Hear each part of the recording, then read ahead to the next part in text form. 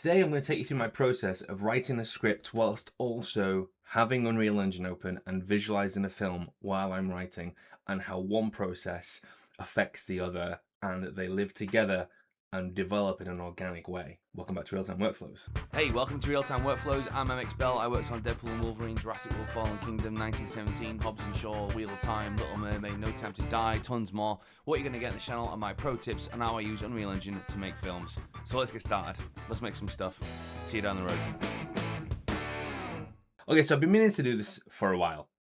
So, as many of you will know, I made a film called Prazinburk Ridge. I started making it in 2020. And what I found was that although I wrote the first draft of the script on day one, which I'll take you through, the film actually developed, and it developed partly as I got new ideas, but also, I showed the edits to my friends who wouldn't necessarily read a script or be able to comment on a script, but once they can see it visually on screen, they have things to say, they have thoughts, and they have fresh eyes, which then informs the choices that I make as an artist and a filmmaker. So I think it's really important that you can put your work, the story that you're trying to tell, on screen as soon as possible. And that is really what this entire channel is about, right? So I want to walk you through how the script and the viz developed as an organic process together, and how it fundamentally affected both the structure and length of the film. And I'm going to talk you through it with the particular focus on what was the opening shot, but is no longer the opening shot in the final movie because it changed so much. So let me show you what I'm talking about when it comes to the actual film. So I'm going to show you the first minute of the film, and then we'll talk about it.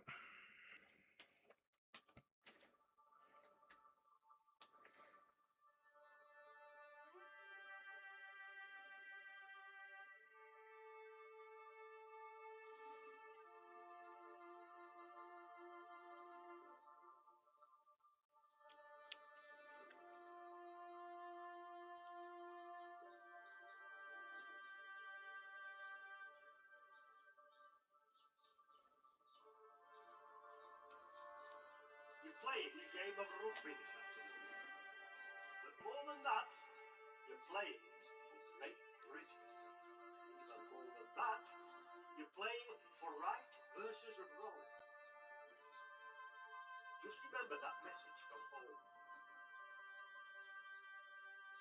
You'll win because England expects you to win.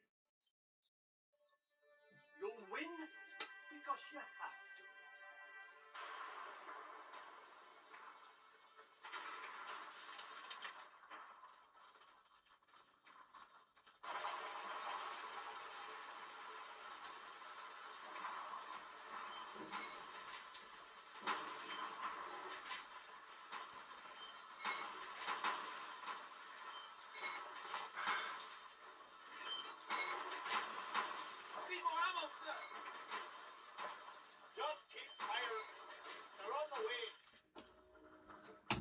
All right, now, it's actually the first 90 seconds of the film.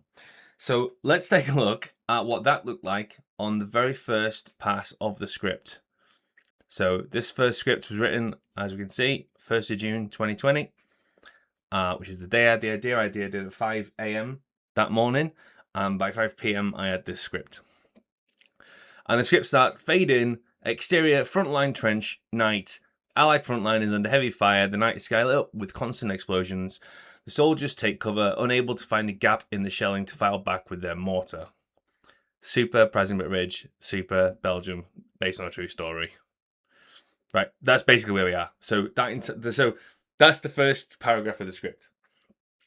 None of that stuff is in the first pass of the script. So how did I get from this bit of text to 90 seconds of animation to tell a backstory? Let's go through it. So I made this, I wrote the script, and 5 weeks later I had a version of the previs. Now it's worth mentioning that in this very, very first pass, there is no rugby pitch, right? If you've watched the film, by the way, if you want to watch the film, you can click this link here and you can go and watch it. It's free on YouTube, and you can come back if you want to see the rest of this stuff. There is no rugby world in this version, right? That came to me, for a start, that came to me while I was making the film. And so in the next version of the script, we'll see that there is actually, I numbered the scenes, which is super important. There's still no rugby scene at the start, but we do go to Fartown Sports Ground here.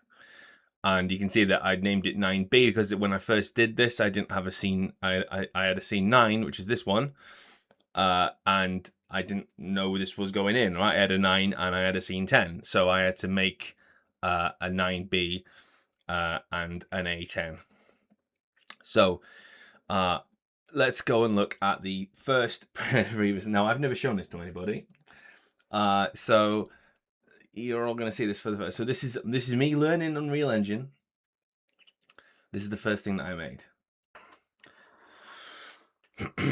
I love starting on sky and tilting down. I really do.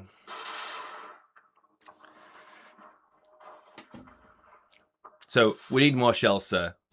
I know Dougie's on his way. So I added those lines in the previs because I felt like it wasn't clear what I was trying to get across. The story wasn't clear that they're waiting on shells and these guys are coming and they deliver shells. I also didn't really understand the point of what a ridge was, right? So a ridge in the World War I sense, a ridge is really kind of a very shallow hill because it's mostly flat land. So here we go. So we can see here we've got to this. You see that shot is in the final film. Yeah, ridge is just a very slight incline. I thought it was this kind of like mound of dirt that they sort of dug out when they were making trenches because I didn't know anything about the war when I started doing it. So let me just talk through what's happening with the mocap. So the motion capture here is all Mixamo. At the time when I first made this, I didn't have access to a motion capture suit.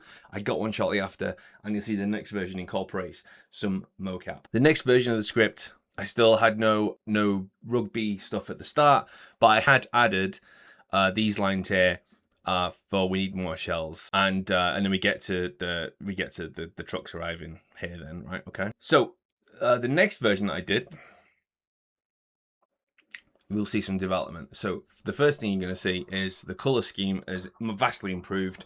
The previous one I kind of wanted it to be all hellish. This one had kind of got a bit of a nice color scheme, and I recorded some mocap of myself operating this gun. I didn't really know what I was doing, how it worked. But I quite like this. This was interesting, like sort of a steady cam following this guy, and he says we need more shells. This guy would have been using his binoculars to see, pointing at Dougie coming in these trucks. And then we're back to the start with the trucks coming down the way. So that's an evolution of the shot as it was originally planned. It's still the opening shot of the film, but it's getting more refined. I'd reduced the height of the ridge, and we stay inside the trench and come out around the back. We can kind of get a better lay of the geography, and we understand this point of we're running out of ammo. We need more ammo. Oh, here comes the ammo, right? Which was missing from the original version. So we can see how that opening shot developed just like that. But then what happened, once I had a full cut of the previs, and I'm in another video, I'm going to actually show you the entire previs cut, probably a couple of versions, which I've never shown anybody except for like when I actually did it and I was showing it to friends. So that'll be coming, soon. But one of the things that I did want to show, so this is a presentation that I've given a few times, and this is your average sort of story structure. And what I had in the first version of Prazinburk Ridge, which you will see, is effectively this, and the red colours are the battlefield, and the yellow colours are the rugby field. And when I showed this, and this was originally 6 minutes long, when I showed it to my friends, one in particular said, "I love the stuff in the rugby pitch. Do more of it." And also, like, it's not very clear that he's a rugby star to start with. Is it possible that we can clue people in at the start of the film? And one of the things that I always liked is the idea that with a 3-part structure, I also like to do a thing of when I'm writing, I seed an idea, explore the idea, and I pay off the idea. And if you do that when you're writing, you'll find that things go, you reward the audience quite well. And what I was doing here was I was exploring an idea and seeding it at the same time, and then trying to pay it off here. And in actual fact, that wasn't enough. I needed to seed it earlier. All right. And so the solution that I came up with was to actually start at the rugby pitch, and then go to the war ground, and then we can revisit the rugby pitch again in longer sequences this time, in the second half. So seed, explore, pay off. So that's what I started to do. And then in this version of the script, I started on, so this is in August, so a couple of months later, 2.5 months later. So I've now got a scene in the sports ground, but look, I've got another character. I added another character. I added his wife. And she says, "I thought you'd find you here," and he's basically saying goodbye to the rugby pitch, and he's also and his life as a rugby player, and his wife at the same time. And she says, "It'll still be here when you get back." And then we go to lead truck, Dougie, and then we get to the truck convoy. So let's take a look at what that looked like in previs.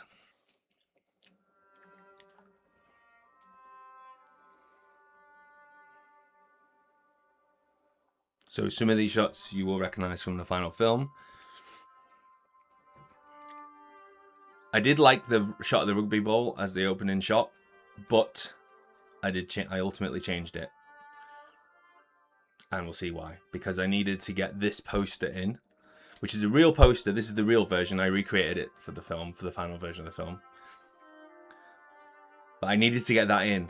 And without having a way to get, if I had him in the middle of the pitch, I need a way to get there. Now, it might be clear as to why I wanted to change this. I didn't want to add another character if I didn't need to. Instead, this is the temp soundtrack from 1917. And I actually think that transition does work really well. There are things about this that I really like, that I was sad to see leave. This is now the opening shot that we already saw. So eventually, I think this is version 17 or 18 of this, which ultimately got split up and changed. So the long panning shot across, the long pan here, this long panning shot, that's actually the same shot code, it's the same shot number, it's the same shot as the original opening shot. It just developed and changed over time to get to this point. So if we come back to the script now, we can see that's all there, the dialogue and everything. And I actually wrote the dialogue I wrote the dialogue first in the edit in Unreal, and then added it to the script. The other big thing that changed over time was the idea of, you'll notice in that edit there, rather he's talking to his wife, but in the final film he has the recollection of the rugby coach. That actually came to me quite a lot later, because that speech is actually real. So if we come to this, which is the near enough, this is 2022, so this is getting close to the final version. So rugby ground is empty, deserted. I still did not have the opening shot of the poster. I had not figured that out yet, that the opening shot needed to be the poster. And the reason that the opening shot is the poster is, the opening shot's quite important, and I would have liked it to have been, the rugby ball is cool because it's thematically cool. It could have been a shot of him or something like that. But the idea of this, I just was very taken by that real poster of like a rugby player and a soldier in the war. They're the same person, and they've gone from one world to the other. That poster symbolized the film. It's these two worlds, same character, two different worlds. It symbolized it completely, and I really wanted to use it.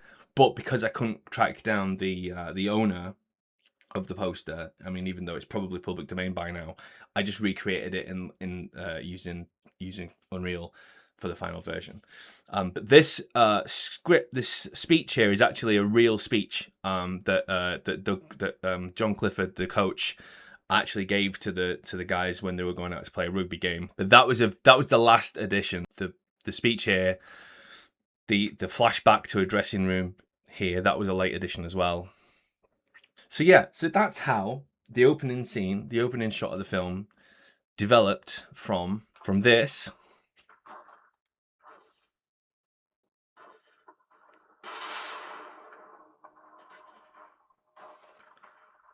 to this.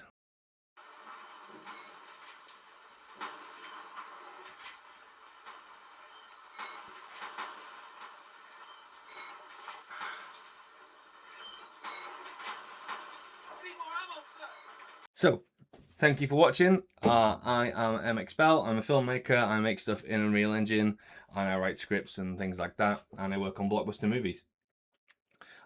If you like to get more content like this, you can check out my Unreal tutorials and how to make films in Unreal Engine.